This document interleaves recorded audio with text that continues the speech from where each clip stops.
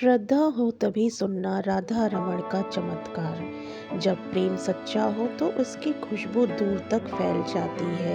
मुंह को कुछ कहना नहीं पड़ता, आंखें ही सब कुछ कह देती हैं। जिन लोगों को कृष्ण के प्रेम में सुख प्राप्त हो जाता है वे अत्यंत भाग्यशाली हैं।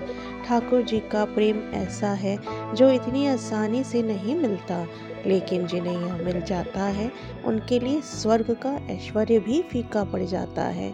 हमारे ठाकुर जी ऐसे ही हैं कि वे बड़ी तपस्या से भी प्रसन्न नहीं होते, और कभी कभी ऐसा भी होता है कि वे भक्त की सच्ची भावनाएं उसकी भोलेपन से प्रसन्न होकर भक्ति का वरदान दे देते हैं। अक्सर लोगों के मन में यह सवाल रहता है कि ठाकुर जी को प्रसन्न करने, उनकी भक्ति पाने का सरल तरीका क्या है। यह कोई विज्ञान की बात नहीं जो कोई भी आपको बता सके, यह प्रेम की बात है। इसे प्रेम से ही समझा जा सकता है।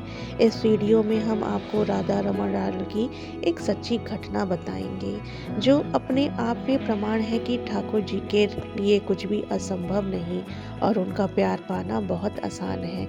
यह घटना हरिराम नाम के एक सज्जन व्यक्ति की है। हरिराम जी अपने परिवार के साथ बनारस में रहते थे। उनके ईश्वर में बहुत आस्था थी।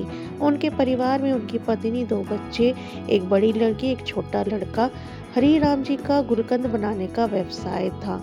गुलकंद गुलाब के फूलों से बनाया जाता है। उनकी कोई दुकान नहीं थी। वह घर पर ही गुलाब की पत्तियां पीसकर गुलकंद बनाकर शहरों में बेचते थे। बनारस में उनका बनाया गुलकंद दूर दूर तक मशहूर था।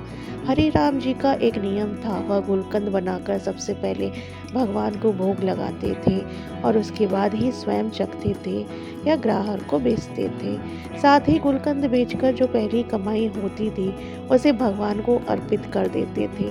शायद इसी वजह से उनके हाथ में वह जादू था और उनकी कमाई में बरकत थी। ठाकुर जी की कृपा से परिवार आनंद से जीवन बिता रहा था। वे ज़्यादा अमीर तो नहीं थे, लेकिन ईश्वर की कृपा से उन्हें किसी चीज़ की कमी नहीं थी।